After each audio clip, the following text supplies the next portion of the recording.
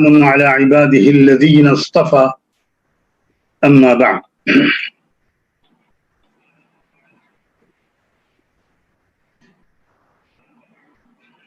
میرے محترم بھائیوں، بہنوں اور نوجوانوں جو ملک میں اور پوری دنیا میں آپ اس کانفرنس میں شریک ہیں، ان کو بھی میں سلام پیش کرتا ہوں، اور اس کانفرنس کو آرگنائز کرنے والے پاپولر فرنٹ آف انڈیا کے تھنک ٹینک کو ان کے ڈیسیشن میکنگ لوگوں کو بھی سلام کے ساتھ مبارکباد پیش کرتا ہوں. جو باتیں کہی جا چکی اور بہت اہم باتیں کہی جا چکی، میں ان کو ریپیٹ کرنے کے بجائے وقت کے بچانے کے لیے اس کے آگے سے بات شروع کرتا ہوں انشاءاللہ. کس قدر ظلم اس وقت ہو رہا ہے پوری دنیا میں اور ہمارے ملک میں. ہم اپنے ملک کے براہ راست ذمہ دار ہیں، تو اگر اس ملک سے ظلم کو دور کرنے اور یہاں انصاف کے قائم کرنے کی ہم فکر زیادہ کریں تو اس میں کوئی تعجب کی بات نہیں.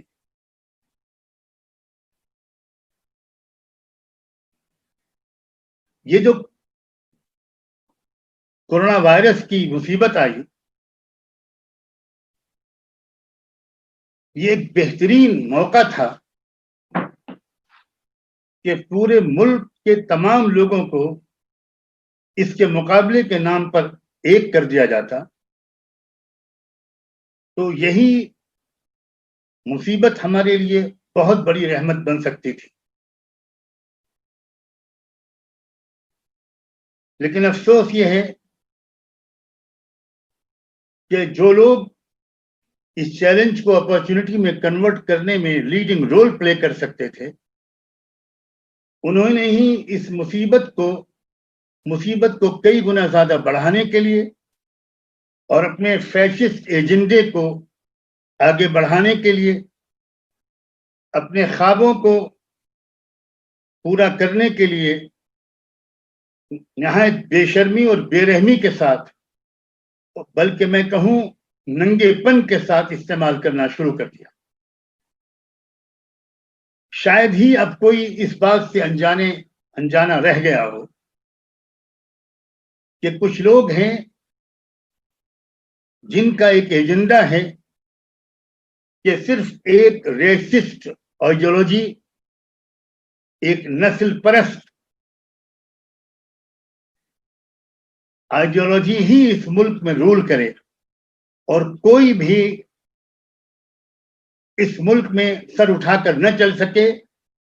جتنے لوگ مر سکیں وہ مر جائیں. میں بہت ذمہ داری کے ساتھ یہ بات کہہ رہا ہوں، جتنے لوگوں کو مارا جا سکے ان کو مارا جائے.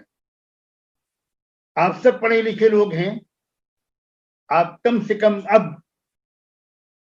اس بات سے ناواقف نہیں رہے ہوں گے کہ یہ بات اب کھل کر سامنے آ چکی ہے. سینکڑوں کی تعداد میں سائنٹسٹ لوگ، ٹاپ کلاس بایولوجسٹ لوگ جنہوں نے اس وائرس پر ریسرچ کیا ہے اور اس کے پھیلنے کے نظام پر غور کیا ہے، وہ ان کا ریسرچ سامنے آیا ہے. ہر ایک کو حق ہے کہ وہ اس ریسرچ سے واقف ہو اور ایگری کرے یا ڈس ایگری کرے. دنیا کے بہت سے لوگوں نے یہ بات کہی ہے کہ اس کا پہلا مقصد ڈی پاپولیشن ہے. دنیا سے غریبوں کو، کمزوروں کو، بوڑھوں کو، مجھے شرم آتی ہے یہ کہتے ہوئے، اور ان تمام لوگوں کو جن کو مختلف ملکوں کی قیادتیں چاہتی ہیں کہ وہ دنیا میں نہ رہیں، ان کو مارنا، یہ اس کانسپریسی کا یا اس قدم کا، اس کوشش کا پہلا مقصد. اور جو لوگ زندہ رہ جائیں اور بچ جائیں، ان کو پھر اکنامک کرائسس کے ذریعے بھوک پیدا کر کے مارا جائے، مزدوروں کو مارا جائے، کسانوں کو مارا جائے، غریبوں کو مارا جائے، اور ہم سب دیکھ رہے ہیں کہ یہ ہو رہا ہے، اپنے ملک میں ڈائریکٹلی دیکھ رہے ہیں، اور دوسرے ملکوں میں بھی جو ہو رہا ہے اس سے میں مناسب سمجھتا ہوں کہ ہمارے پڑھے لکھے لوگ باخبر ہوں۔ امریکہ میں بھی جو لوگ مر رہے ہیں، انتہائی اوتھینٹک انفارمیشن ہے کہ ان میں مور دین 70 to 80% لوگ، بوڑھوں کے علاوہ، وہ وہاں کے بلیک آبادی ہے۔ ایک بہترین موقع تھا، میں پھر واپس آتا ہوں اس بات پر جو میں نے ابھی کہی، کہ ہمارے ملک کی لیڈرشپ کے پاس، جس کے بارے میں کہا جاتا ہے اور صحیح کہا جاتا ہے کہ یہ رشیوں منیوں کا ملک ہے، یہ بزرگوں کا، روحانی لوگوں کا ملک ہے، یہ ایک بہترین موقع تھا کہ ایکتا بنانے کے لیے اس ملک کو، اس کرائسس کو استعمال کر لیا جائے۔ یہ بلیسنگ ان ڈسگائز بھی ثابت ہو سکتا تھا، لیکن اب اس کے بلیسنگ ان ڈسگائز کے بنانے کی ذمہ داری ہمارے اور آپ کے اوپر ہے۔ یہ ہے پازیٹو سوچ جو ہمیں اپنے اندر پیدا کر کے اس چیلنج کا مقابلہ کرنا ہے۔ دیکھیے، اس کرائسس کے اور اس مصیبت کے بہت مثبت اور پازیٹو پہلو بھی ہیں، میں ان کی طرف بھی چاہتا ہوں کہ آپ توجہ کریں، کیونکہ حالات سے مقابلہ کرنے کے لیے ہمارے اندر جو ہمت پیدا ہوگی وہ صرف نیگیٹو پوائنٹس کو ہائی لائٹ کرنے کے ذریعے سے نہیں پیدا ہوتی۔ یہ کمیونٹیز کو، مظلوم قوموں کی قیادت اور لیڈرشپ کرنے والے لوگوں کو یہ خداوندی اصول سمجھنا چاہیے، یہ فطری اور نیچرل پرنسپل سمجھنا چاہیے کہ مقابلہ کرنے والوں کی توجہ اگر نیگیٹو ایسپیکٹس کی طرف ہو، چیلنجز کی طرف ہو، تو اسی وقت ان کی توجہ سائملٹینیسلی ان پہلوؤں کی طرف بھی توجہ ہو جو وہ نیگیٹو پہلو پیدا کرتے ہیں۔ یاد رکھیے، ہر نیگیٹو کے ساتھ پازیٹو ضرور ہوتا ہے۔ یہ اس دنیا کا خداوندی تخلیقی نظام کا ایک حصہ ہے۔ ان من شیء الا خلقناہ زوجین اثنین، قرآن نے اعلان کیا ہے کہ ہم نے جو چیز بھی بنائی ہے اس کو اسپاؤز میں بنایا ہے، جوڑے جوڑے بنایا ہے۔ جہاں نیگیٹو پہلو ہیں وہیں اس مصیبت کے یاد رکھیے کہ پازیٹو پہلو بھی ہیں۔ ایک پازیٹو پہلو تو یہ ہے کہ سب کے چہرے پر سے نقاب اٹھ گئی ہے۔ اب ہمیں کسی اپوزیشن پارٹی کی طرف دیکھنے کی گنجائش شاید باقی نہیں رہی۔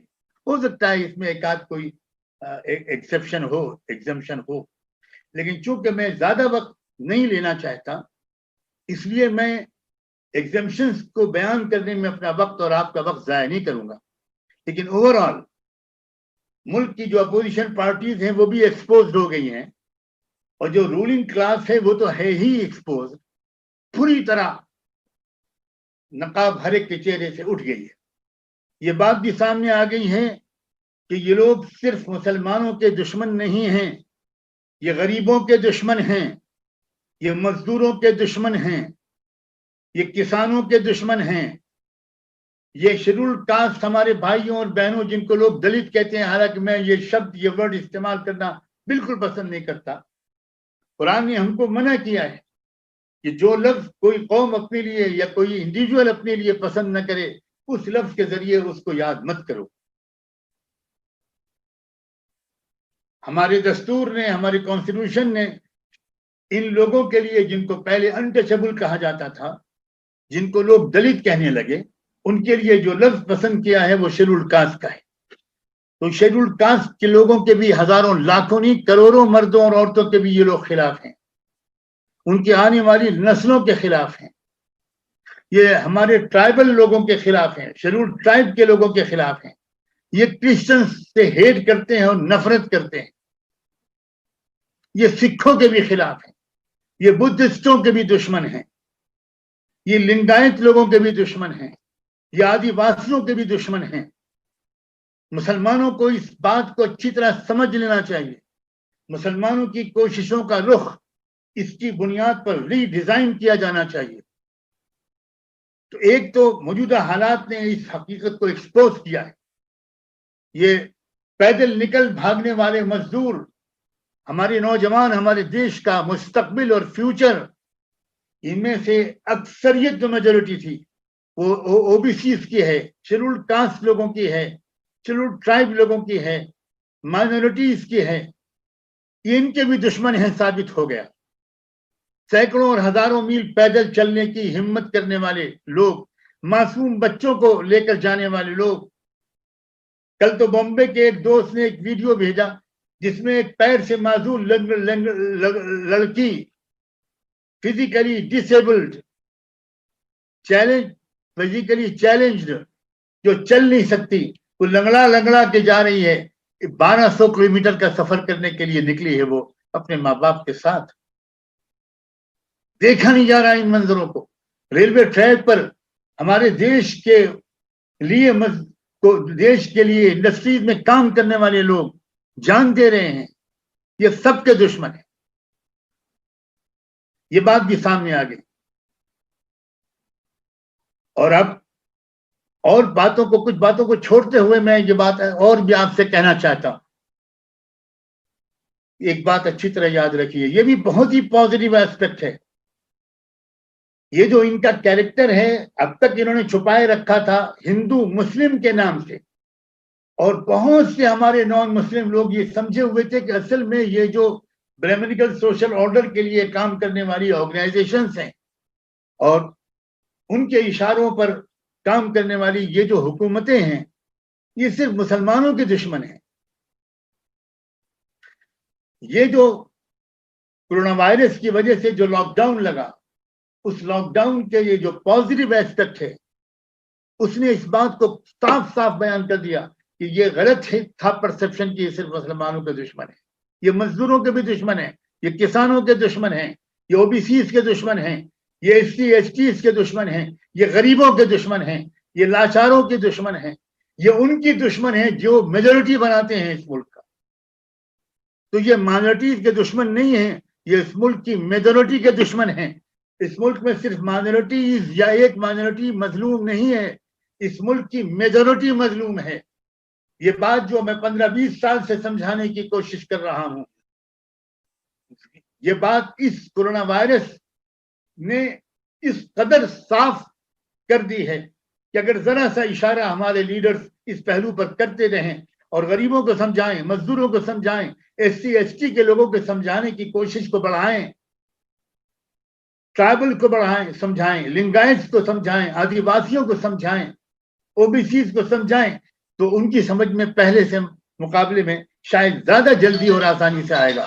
ہمیں تو کوشش کرنا ہمارا کام ہے. نتیجہ اس کائنات کے مالک نے اپنے ہاتھ میں رکھا ہے. اب سوال یہ ہے کہ آخر اس مسئلے کا حل کیا ہے؟ دیکھیے، سب سے پہلے میں آپ سے عرض کرتا ہوں کہ اس کا حل سب سے پہلے قومی فیصلہ ہے اور مضبوط ارادہ ہے. قومی فیصلے ہمیشہ ظالم حکمرانوں کے فیصلوں پر غالب آئے ہیں. تاریخ کا میں مثال دوں، تاریخ کی میں مثالیں دوں، اس کے بجائے میں آپ سے پوچھتا ہوں اور ان ظالموں سے پوچھتا ہوں کہ مجھے تاریخ کی ایک مثال بتا دیں جس میں کسی قوم نے فیصلہ کر لیا ہو ظلم کے خلاف لڑائی لڑنے کا، اور پھر وہ قوم ہاری ہو اور وہ ظالم جیتے ہوں. ہاں بالکل صحیح ہے کہ پہلے دن یہ ہار اور جیت کا فیصلہ نہیں ہوتا، قربانیاں دینی پڑتی ہیں، جمنا پڑتا ہے، ہمت کرنی پڑتی ہے، اپنے خلوص اور اپنے ایک نیتی کے ثبوت دینے پڑتے ہیں. خالی زبان دعوے سے کام نہیں چلا کرتا. اس کے بعد وہ وقت آتا ہے اور ضرور آتا ہے، ہر مظلوم قوم کے لیے آیا ہے اور ہر ظالم حکمراں کے لیے آیا ہے. پھر میں کہتا ہوں آپ سے کہ میں ان مثالوں کو بہت پیش کروں، اس کی اجازت وقت نہیں دیتا. میں جانتا ہوں اور بہت ہی لارنڈڈ اسپیکرز یہاں موجود ہیں، ان کی بات اچھی بھرپور طریقے پر ہو جائے، یہ میری دلی خواہش ہے. خود ہٹلر کا نام ابھی لیا ہمارے سابق اسپیکر نے. میں ایک بات اور ایڈ کر دوں، انجام کیا ہوا ہٹلر کی تاناشاہی کا؟ کسی اور کی گولی کی ضرورت، کسی اور کو اس کے گولی مارنے کی ضرورت نہیں پڑی، اس نے خود سوسائڈ کیا تھا، اس نے خودکشی کی تھی، مارا تھا اپنے آپ کو۔ اس فرسٹریشن کا اندازہ کیجئے، اس ناکامی اور اس ناکامی کی وجہ سے پیدا ہونے والے فرسٹریشن کا اندازہ کیجئے، جس نے ہٹلر کو اس ایکسٹریم اسٹیپ کے اٹھانے پر مجبور کر دیا۔ اور بتائیے کون سا تاناشاہ ہے جو کامیاب رہا؟ کیا میسولینی کامیاب رہا تھا؟ کیا ہلاکو اور چنگیز کامیاب رہے تھے؟ کیا منگول کامیاب رہے تھے؟ یاد رکھیے، جب ظلم حد سے آگے بڑھ جاتا ہے اور ایک مقابلے میں ایک قوم کھڑی ہوتی ہے، چاہے اس کی تعداد کم ہو، چاہے اس کے پاس ریسورسز کم ہو، لیکن ڈٹرمنیشن ہو، کمٹمنٹ اور ڈیڈیکیشن ہو، اصولوں کے ساتھ وفاداری ہو، ڈسپلن ہو، تو پھر وہی قوم کامیاب ہو کر رہتی ہے، وہی گروہ کامیاب ہو کر رہتا ہے۔ ایک مضبوط ارادے کی ضرورت ہے۔ ہم دیکھتے ہیں کہ سوویت یونین جب قائم ہوا تو مذہبی آزادی چھین لی گئی۔ مذہبی آزادی چھیننے کے سلسلے میں وہ سب اسٹیپس وہاں اٹھائے گئے جو شاید آنے والے دنوں میں ہمارے ملک میں بھی اٹھائے جانے کی کوشش ہو۔ مسجدوں میں تالا ڈال دیا گیا، چرچز بند کر دیے گئے، مسجدوں اور چرچز کو شراب خانوں میں، پبس میں، بارس میں اور جانوروں کے باندھے جانے والے استبلوں میں کنورٹ کر دیا گیا۔ اذان، نماز سب بین کر دی گئی۔ ہمارے ملک میں بھی شروعات ہو گئی ہے، جگہ جگہ اذان پر پابندی لگائی جا رہی ہے، اور جب کہا جاتا ہے کہ بھئی یہ کس آرڈر کے ذریعے سے ہے تو وہ کہتے ہیں ہمیں آدیش ہے اوپر سے۔ اچھا بھئی وہ دکھا تو دو وہ آدیش۔ تو کوئی ملک کا کلیکٹر میری معلومات کے مطابق آج تک کوئی لکھا ہوا آدیش نہیں دکھایا جا سکتا۔ تو یہ ایکسپیریمنٹ ہو رہے ہیں، یہ قوم کے اندر اس غیرت اور مقابلے کی طاقت کو آزمایا جا رہا ہے، اس لیے کہ ان کو آگے چل کر جو کچھ کرنا ہے اس کے لیے وہ اس وقت پورے ملک کے ماحول کو بہت سازگار پا بھی رہے ہیں اور مزید بنا بھی رہے ہیں۔ تو سوویت یونین میں کیا ہوا اس وقت؟ بہت لوگوں نے بے شک تکلیفیں برداشت کی، لیکن کتنے سال؟ صرف 70 سال۔ آزادی کے بعد سے اب تک 70 سال تو ایسے گزر گئے جیسے وہ آزادی ہم کو کل ملی تھی، پرسوں ملی تھی۔ میرے خاندان میں کتنے لوگ ایسے موجود تھے جنہوں نے آزادی کی لڑائی دیکھی تھی اور اس میں حصہ لیا تھا، اور پھر 70 سال کے بعد سوویت یونین میں کیا ہوا؟ آج آپ یہ بات جان لیجئے کہ سوویت یونین میں وہاں کی گورنمنٹ چرچ سے مشورے کرتی ہے، چرچ کے لوگوں کی عزت کرتی ہے، چرچ کے لوگوں کا احترام کرتی ہے۔ ہر سال نئے نئے چرچز وہاں بن رہے ہیں، مسجدوں کو بھی کھول دیا گیا ہے۔ اس وقت رمضان میں تراویح کی نماز میں وہاں کچھ مسجدوں میں تو 10-10 ہزار، 5-5 ہزار، 15-15 ہزار لوگ جمع ہو رہے ہیں۔ وہ چائنا جس نے نہ جانے اور کچھ کیا ہوا تھا، اب وہاں کے رولرز کو مسجدوں میں آ کر امام سے دعا کی درخواست کرنی پڑی اس کورونا وائرس کے بعد۔ یہ حالات ہمیشہ نہیں رہیں گے۔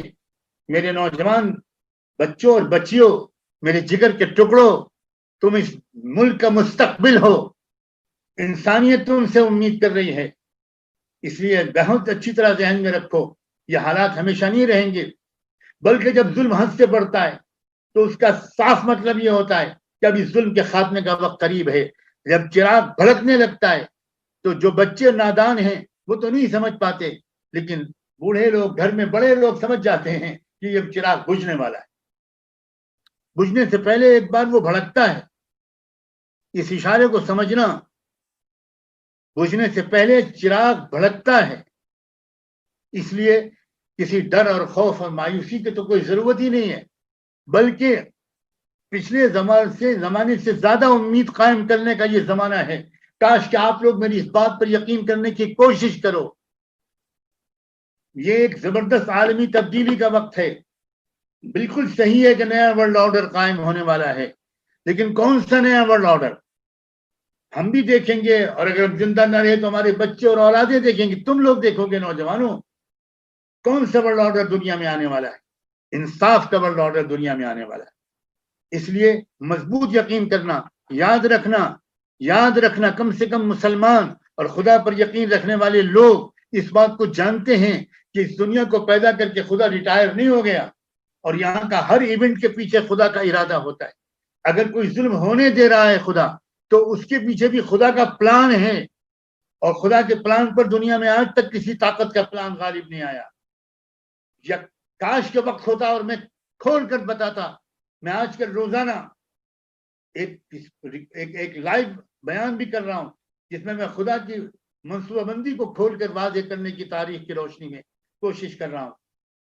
تو خدا کا منصوبہ ہے، اگر کہیں پر ظلم کو خاتمہ کرنا کا اس کا وقت قریب آ جاتا ہے، تو پہلے اس ظالموں کو اپنی آخری حسرت نکال دینے کا اور ان کے کیریکٹر کو ننگا کر دینے کا ایک موقع خدا کی پوشیدہ طاقت یہ انجام دیتی ہے، اور مجھے کم سے کم پورا یقین ہے، اور میں سمجھتا ہوں پی ایف آئی کے ذریعے سے اس محفل میں جو لوگ جمع ہوئے ہیں، شاید وہ سب اور ان میں سے اکثریت بھی اس بات پر یقین رکھتی ہو، اور اس یقین کی بنیاد پر میں پوری قوم کو اور مظلوموں کو دعوت دیتا ہوں کہ ایک مضبوط فیصلہ کریں، ایک قومی ارادہ کریں کہ ہمیں سر نہیں جھکانا، ہمیں کسی طرح نفرت کے جواب نفرت سے نہیں دینا، میں ابھی آگے کہوں گا، لیکن ہم کو مقابلہ کرنا ہے، انصاف کے نظام کو قائم کرنے کی ایک زبردست کوشش کرنی ہے۔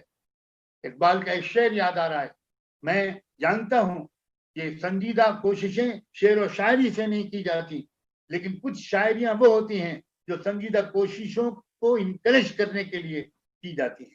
ساری دنیا جانتی ہے کہ اقبال اسی طرح کے شاعروں میں تھے۔ اقبال نے کہا، یقین محکم عمل پہ ہم محبت فاتح عالم، جہاد زندگانی میں ہیں یہ مردوں کی شمشیریں۔ پی ایف آئی کے نوجوانوں اور تمام سننے والے میرے بچوں اور بچیوں، میرے بھائیوں اور بہنوں، تم مسلم ہو یا غیر مسلم، تم سب میرے بھائی ہو، میری بچے ہو۔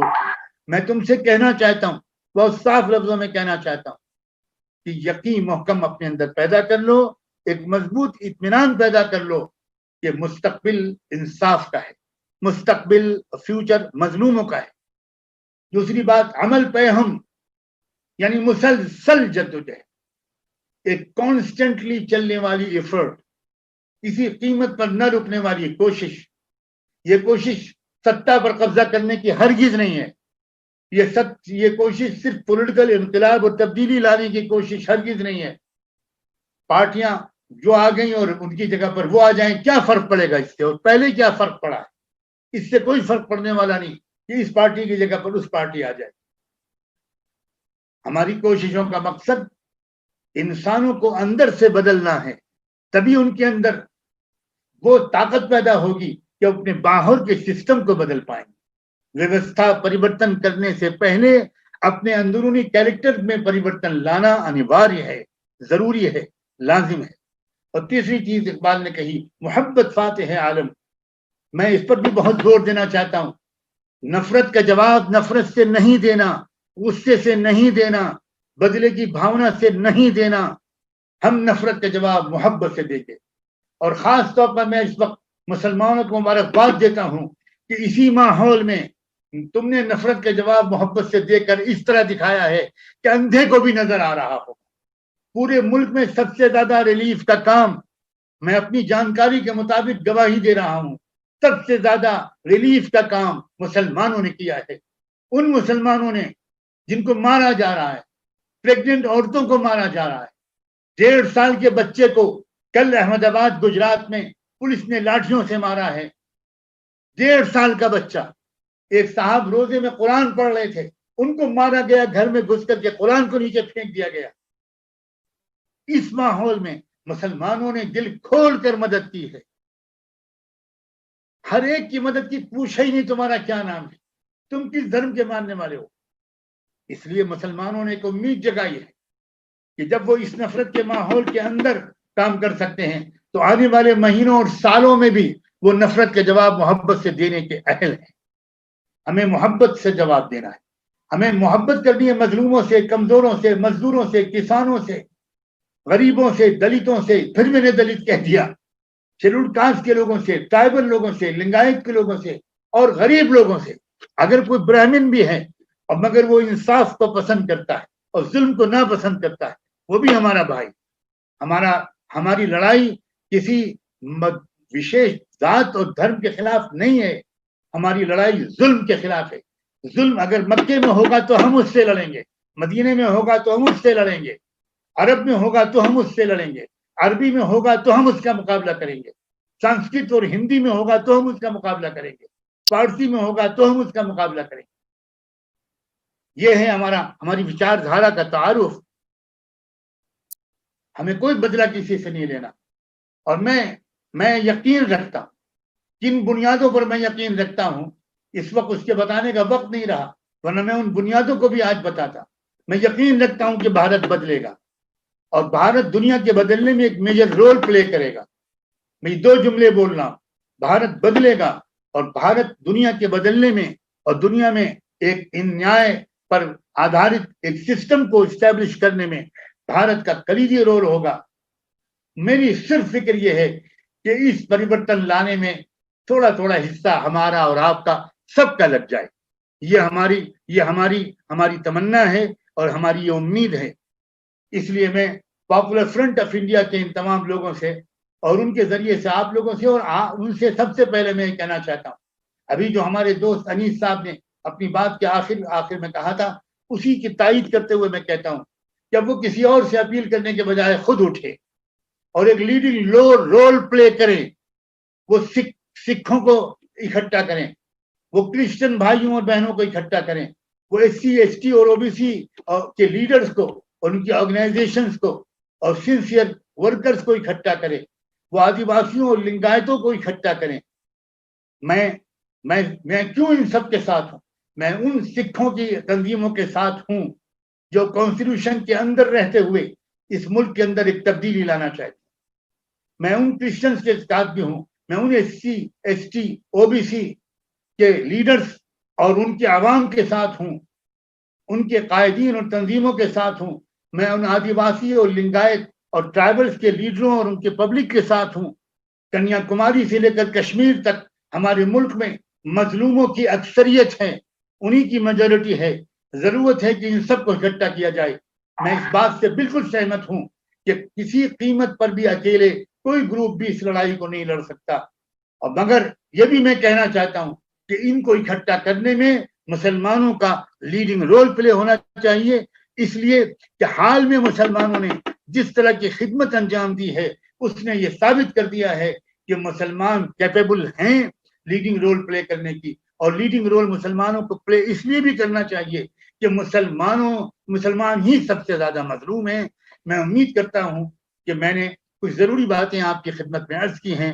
رمضان کے مبارک مہینے میں آپ سب سے یہ بھی گزارش کروں گا کہ نمازوں کا, تلاوت کا, ذکر کا, اپنے مالک سے دعا مانگنے کا, تعلق کو مضبوط کرنے کا اور بھارت کے لیے, دنیا کے لیے, انسانی برادری کے لیے, خاص طور پر غریبوں, مزدوروں اور مظلوموں کے لیے دعاؤں کا اہتمام کریں اور مجھے بھی اپنی دعاؤں میں یاد رکھیں.